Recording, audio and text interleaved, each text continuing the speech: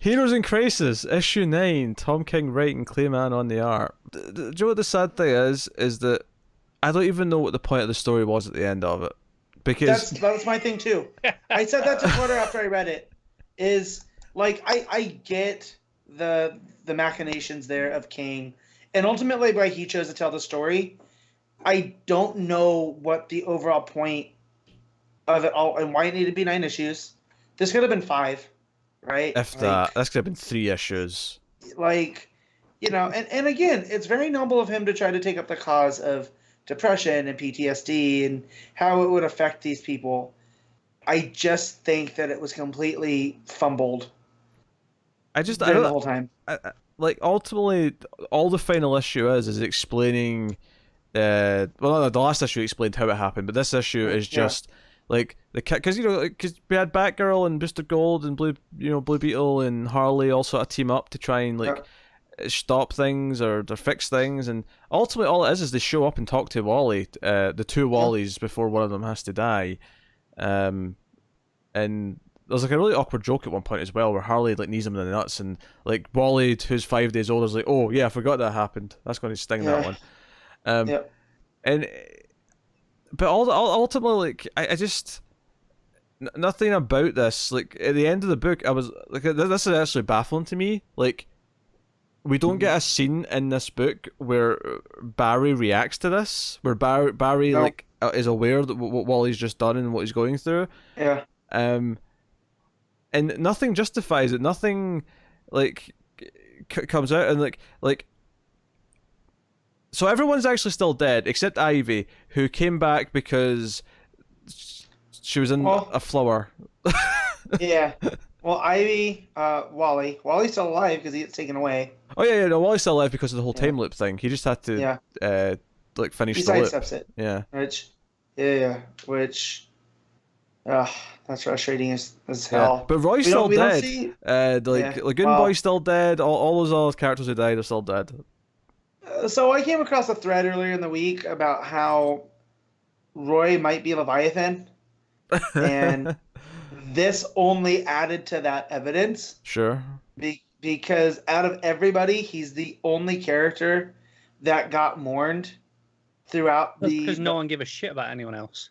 But even though, Connor, if you wanted to make this go, even in the Williamson issues of The Flash, it didn't seem like Barry, not The Flash, that he wrote for Batman, it didn't seem like Barry was that upset about anything that happened here, right? Yeah. So, there was no spillover except for Roy. Roy is still the only character that got mourned over different books. Let me just double check.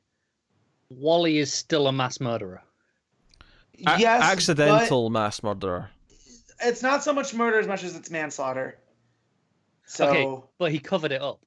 Yeah, no, he covered up. That's the worst. The worst thing he did is he covered it up. He tried to and that's what it's Lois. Not a great look, is it? That's the evidence that Lois has, though. Yeah, but this is the thing. The cover up was just to give him time so that he could send the stuff into Lois and. Yeah. I'm so glad I've got. It makes no sense. It's. When I read Identity Crisis, everything added up at the end.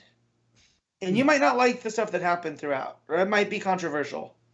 But at the end of the day, the whole point of that was how these secret identities protect but also can hurt the heroes, right? Their personal life and their work life crossing over. And here, I feel the moral of the story is don't cover up a mass murder if you have PTSD.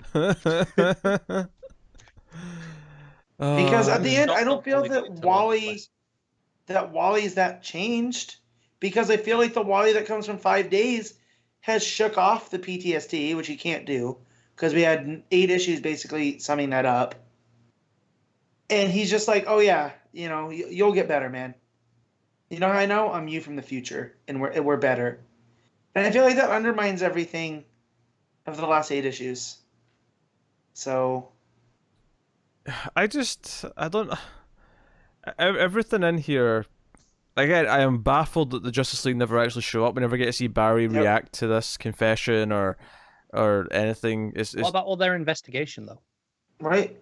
Oh yeah, they're not in this book. They're not in this issue. But that was like a whole big thing at the start, is Yeah. them investigating it and figuring it out, and it was Well, a because murder but I think mystery. yeah, but once they realized that it wasn't Harley or Booster, I feel like King. I don't feel like King ever wanted to tell a detective story. But Then I why felt did he like that set it was up as a murder supposed mystery? that I'm getting there. Calm down. Cool your jets, person who hasn't read the last 3 issues. All right. But I feel like he put it on there as a red herring because ultimately this was to tell a story of trauma and PTSD and how that affects that. But it all just got muddled. Like it all just became a goop, It's, you know. I mean, And it gets lost in there. it's character assassination. This entire book just ruins Wally West because it takes him and now he's not Wally anymore. He's not the Wally we know or like or anything we like So, about Wally. He's not there. You remember at the beginning you said that this is all going to get bulldozed over? I have the feeling that Doomsday Clock's going to do that. I really hope it does. I hope at the end of So, Doomsday Clock I don't- fixes this shit. I don't think it need to be 9 issues. This is a theme with Tom King. And outside of Mr. Miracle, I feel like he spins his wheels a lot. You know, and say what you will about Bendis and all his word bubbles and whatnot. At least with the story, I don't feel like his story spins the wheels, right? Like, there's a lot of content there. And the same with Tom King, but I feel like there's a lot more filler when it comes to King. And I love the guy, don't get me wrong. It's funny but this because feels... earlier Pete said this could have been like 3 issues. Yeah. And all the people who hate decompressed storytelling really hate Bendis for that. I'm like, wow, Yeah. King's just as guilty in that regard for sure. So you know how they do the panels with the different heroes, and that was probably the brightest spot in this one with me is we got to see all the Robins, like all of them. They even include spoiler in there. And yeah, I hear that there was a lot of those interviews in this. Yeah, there's a lot maybe more. So than it makes usual. it seem like Sanctuary is still around, like it's still there for therapy for superheroes, which that's cool. Like make Sanctuary a thing, you know. Well, ultimately, there was nothing wrong with Sanctuary, right? If no, if because Wally that was some of the theory at the start. Was Why do you? was it all the robots? You know, Yeah. did Sanctuary go rogue somehow? That was a lot of theory at the start. Hold on. Why do you think this implies Sanctuary's still around after this? Because a lot of the heroes that are there, it feels like it's very contemporary. You know, it feels like it's. I just feel like I've had the concept of Sanctuary is so fine. I've had the impression the whole time through the entire book that every single interview we've seen is set before the events of the murders. See, I thought that too, and then this one, there's just certain parts of the interviews I feel that are just out of interest. Is there any reason why Sanctuary couldn't still be around? No. I guess not. I don't really ever want to see it again, but. No, and we don't have to, but I like the idea that it's there, and like if they were to do a story where somebody needs a break, you know, it's like, well, I'm going to Sanctuary for a month or two, you know, like, you know, just I don't know, like Tim. I feel like Tim Drake would go to Sanctuary more than often than that because I just feel like his mental health is important to him. I feel here's the thing. I still so much that the concept of Sanctuary is wrong, but I feel like after there's been a mass murder like this, which was again accidental, like the amount of powered people that are going there. I feel that all comes out to at least the superhero community. Yeah, but the general public. Would the Trinity feel comfortable sending people back here after this event?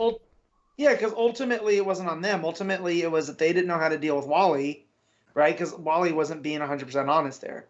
I would say yes. Again, having not read the last few issues, but I would say they would still feel comfortable because it failed one person. It failed Wally. Right. And that failure failed everyone else who was there. Well, right. No, but here's the thing. It's undeniable that it failed Wally and it led to a terrible accident.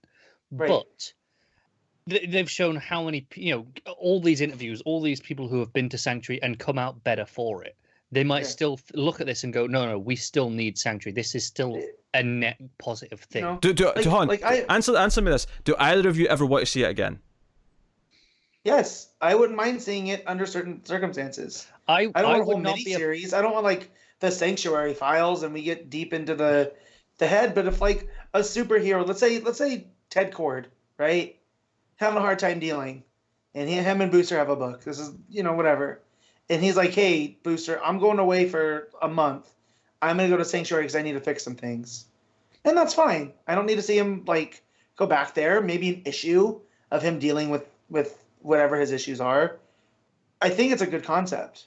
No, I agree with that. I remember even when this was announced, we were like, "Oh, this is a cool idea of a place," and I don't think the story has ruined the place itself. And but I don't need like action sequences in Sanctuary. Yeah, I don't need stuff set well, there. It's not so much that I think the concept is bad, because I like the concept well enough when they first brought it up. Back before we even knew what the book was called, it was just Sanctuary things coming. Yeah. Or even Ivy and Harley going to Sanctuary to work on their relationship.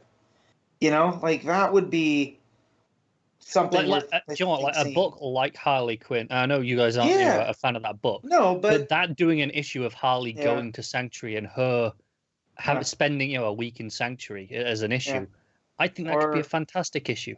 Yeah. But no, and I think you just dropped some of like the mask concepts and whatnot that I feel those were just introduced to make it seem a little bit more sinister. To make it seem more like a murder mystery. Yeah, right. I just think that ultimately while the story was flawed, I think the concept is solid, and I wouldn't mind it being a thing. I would think that they'll still keep it around. Maybe they the Trinity go away and improve upon it. They're like, no, we can do better. But I think the core idea, I think they'll still be into and want to have as a resource for the community. This is the case. I mean, maybe in time I'll be feel better about it. But right now you're still raw. But right now this is tainted. I don't give a shit. I don't want to see Sanctuary ever again. Right now, I hate the fucking place. Okay, this is kind of like a rehab facility, right? Okay, someone goes and voluntarily checks themselves into a rehab facility. Hundreds of people are there every year. At one point, one guy brings in a knife. Somehow he smuggles it in and he kills 3 people there. Do you say, right, we're never sending anyone to there again? Or do you go, well, hang on, no, we'll do better, we'll take more precautions, we need to fix it. but we're going to we're not going to shut the whole place down, are we? Yeah. I mean, you're comparing someone with a knife to someone who has a Speed Force bomb powers that just kills everyone instantly. Well, now you're turning this into the Superhuman Registration Act, Pete. And you it sounds kind of it sounds to me like you're pro Iron Man. Like me and Connor over here being like, nah, Cap, we're Team Cap over here. I'm saying that the guilt of what happened to everyone there would weigh on the hero characters a little bit. That's all I'm saying. I don't disagree, but I also don't see them just shutting the doors and denying people help when there's a system in there that just maybe needs to be thought about a little bit differently. Instead of throwing all the Kryptonian tech in there and letting them deal with it. Because I want to specify, literally everyone there, except the 2 who were left as the suspects, were killed. Like everyone. This was like an entire building full of people were killed. Yeah. So this is what I mean. They changed the way they do things. I think this conversation is way better than anything that happened in the book. So at least the stuff that happened has led to us talking about it here. Because I could see like a Metropolis Sanctuary, a Gotham Sanctuary, where they're compartmentalized. Maybe it's just a case of no, there needs to be people there to talk to them as people, not just leave it to the robots. Right.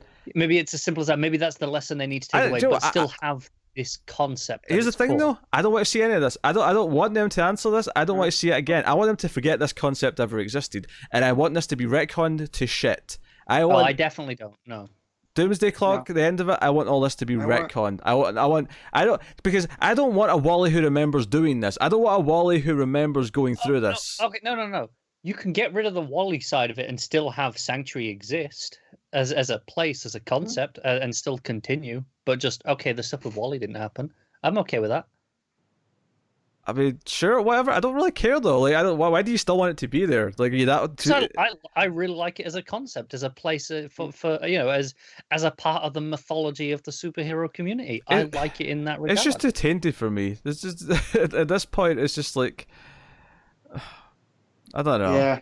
You were talking about blood over anger, Connor, and it's not anger as much as disappointment that this is where we chose to go. And as a big Wally fan, it sucks. That's what they chose to do, and it feels like an edict from above. Here's my other problem with the story, and that sucks. I don't think there's actually that much of a story in Heroes in Crisis. It's basically the entire book, in a sense, is just exposition of how the thing at the start happened, and that's it. There's no actual like pivot. There's no like threat in the third act. There's nothing like that. It gets to the end and it's like, oh, this is just how it was always going to end. Because this is the thing, is that there was always going to be one Wally left alive. Because when we talk about the loop happening, the younger one is always left alive to continue. Like that was not a new event that happens at the end of the issue. The younger one was always going to be living at the end of the book. Because the loop just is forever, right? It always happens that one does the thing, goes back in time 5 days, goes through, gets confronted with everyone. Because they don't want to change. So yeah, Connor, that's what happens is they don't want to change things because Booster knows when you change things, it causes problems. Yeah, right. So we can't affect the time stream. Yeah, so it's a loop that just has to happen. Yeah, right. But Okay. but the younger Wally is always going to continue on. So there's no actual there's no like they don't affect it. This is my big problem. They spend so much time building up this team of Batgirl, Harley, Booster, and Beetle, and they don't affect a goddamn thing. Not really. I mean, sure, they were always going to show up and maybe have the conversation they do, but ultimately they never really figure anything solid out or really achieve anything. The other characters investigate never really achieve. The only thing of interest me really was the idea that Wally was going to leak like the fact that this place exists to the public, but even that doesn't really get followed up upon that much beyond Superman has a speech. I just want it on the record. I did not defend any element of this story whatsoever. Yeah. Just the concept of sanctuary. Yeah, and that's where I am too. Like I like that as a concept. So if it gets retconned and that we get rid of Wally doing all this, but still Sanctuary as a concept I think is fine. I don't think we needed a whole miniseries. I think calling it a crisis was a huge overreach of that term. Especially when either Metal or Doomsday Clock could have conceivably been a crisis. Yeah. And this is the crisis we got. And then again, you can play up, though, to play devil's advocate here, that this is not a crisis in that term. It's an actual personal crisis. The actual, definition of it. But, yeah, I mean, there are stuff that I do like in here. I like all of the hero personals here that we see, and like we get characters that we haven't seen yet, and some of the stuff really struck home. Like you see Jessica Cruz talking about how even though she's gotten better, she still likes to go up to the stars and be alone, and that's just always going to be with her. Or you have all the Robins talking about who am I, Dick's this and Tim's that, and they're all talking about each other, and each one of them they feel like they don't have an identity. And then you get to Damian, and Damian's like, they all said that? What did they say about me? Whereas he doesn't feel like he actually has an issue or this problem of what he represents as Robin. I think it's more just, Damian's not old enough yet to be aware of the problem. He's still in that, youthful arrogance. Right. And then you get to Stephanie Brown in her spoiler costume. It's like, I bet you they didn't even mention me as Robin. They always forget. So there's these little things here that I like seeing, these other sides of the heroes that get lost. Kind of what King sold, at least me, on of, why they need this type of place. What type, the job they chose puts this huge burden on them, and they need somewhere to go talk about it. So I still like all of that. But all the stuff to do with Wally and Booster, which that pisses me off, because you have Wally, Booster, and Ivy, 3 of my favorite DC characters, involved in the story that ultimately goes nowhere. There's barely a story, and honestly, the confessionals they're hit and miss. Like I think some of them feel like they're just like hitting a really obvious point home. Some of them it feels like, because all the ones in this book are all one panel. It's just like each 9-grid page is just one panel per character of just all these different things. Oh, instead of the 9, one character. Yeah, it's going through tons of characters, and some of them are just like, okay, so you at the very least looked up a wiki page of who this character is, so you could write this panel, and that's about it. Well, no, but there's even stuff like with Dr. Light, where she says even everything that's happened, everything he did, and I still choose to go by this name. Like there's stuff in there that Here's the thing, Matt. Here's the thing. These confessionals are almost completely pointless and add nothing to the actual story or the what's supposed to be the main story of the book. I disagree, and that's why I feel like these, when they go through them, is showing that there's more success to Sanctuary than there was not. Honestly, So, after this final issue, they feel like padding to me. I don't think there should be anything in this final issue. Yeah, I mean, you probably cut 2 issues of the book just by taking out all the confessional pages, quite I easily. said that a while ago when I was still reading because it was originally 7 issues at this, when it was originally solicited, and obviously it got bumped up. And, and then we had that one where they brought in Garrett's to do the art, right? And that felt like a filler. That almost felt like Heroes in Crisis Annual, so yeah. I'm just saying, like, I didn't like it, but I didn't hate it. Like, I'm not gonna buy the collected edition. I'll tell you that much. So yeah. I can't believe how little actually happened in this book. Like, I know there's this issue that, like, the whole 9 issues. I can't believe how little actually happened, in terms of progression, in terms of, like, choices being made, in terms of any of these things. And I like decompressed stories. I really do. My problem here isn't decompression. My problem is that, like, Bendis is very decompressed, and I like Bendis' decompression because I feel like it leaves me on, it focuses on a specific, period per issue. It leaves me on a cliffhanger, but I feel like by the end of every issue, a significant thing has happened to move the story forward. Every single time, I feel that way. With this book, I feel like out of the 9 issues, I got very little of that. Where I think it was maybe like issue 6, maybe, where we had the one chunk of, it's starting to move forward now, and then that was where we first got the reveal of, actually Wally's involved. That was the first time in the story where it felt like it was moving forward, and it was still not a huge leap, right? It wasn't like it didn't really set on a huge path forward either, but it was the first moment where when reading it we went, it actually feels like we moved. And the final like page of this is just Wally being kind of moody again and thinking of his family and how they're not here, and I'm like, so nothing's changed. We've made this point repeatedly. I don't. Like, I get nothing from this final page. Absolutely nothing from it. Well, I get that it's always going to be with him, no matter what he does. Like, it's just not an off and on switch. Like, even if you talk about your problems and you go through all this therapy, it's still going to be with you, and that's what I feel. That's what that represents. Like, yeah, he might be better where he doesn't want to self-harm, but it's still going to be with him because he misses his family. So. I know I've seen some people who have been through PTSD and other things and say that they really like this story because it's really realistic and representative. I get that, but it's not really a story. Yeah, it's not really a story. But on top of that, I think the maybe problem number 1 is I don't think anyone wanted a PTSD story about Wally West. No one wanted this. I did when they announced it, and that's what it was going to be. I just don't like the execution of it. I still think it's a fine idea because as of right now, the idea of Wally has been through that multiversal changing events and he feels lost, and there are repercussions to that. I'm down for that story in theory. Let me rephrase what I said there because I'm fine with the using the idea of he misses his wife and kids, but like actually build a story out of it, like have him like trying to search for how he can somehow get back to them, even if they're going to be failures, even if it ends in a sad way where it doesn't work, do something but that's with it. not what he chose to do. But or just make Wally sound like freaking Wally. Wally in this book does not sound like Wally West at all. Again, I'm not defending the book's choices. I'm not defending the writing. I'm saying I would like a story about Wally West and PTSD. I'm okay with that. Yeah, exactly. So it's just, again, the execution was way, way off, and there are ways to do it. But at the same time, I can look and see where King's justified in this, and this is Wally at his lowest. This is him essentially committing suicide, and his friends are able to intervene.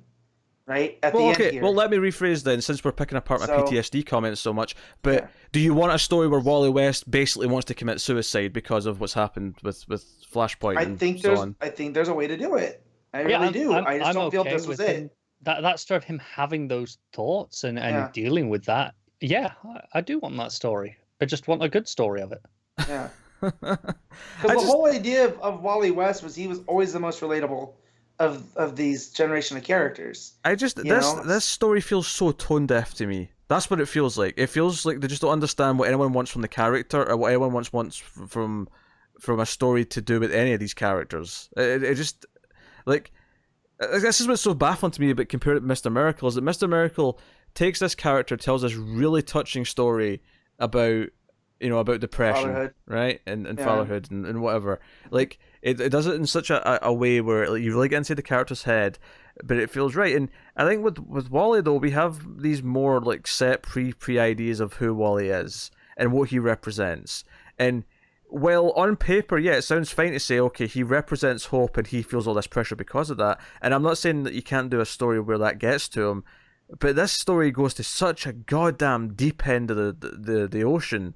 It goes to this place where he can never recover from this. The only way you fix Wally West now is to retcon this. I suspect, you're saying how he can't recover from this. Yeah. Mm-hmm. I suspect that's the point.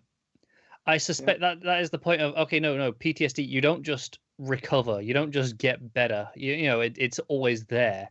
I think that is supposed to be the point of this story. It's just these are his choices, and you can hate them as a Wally fan, but through this, he has to live with these choices.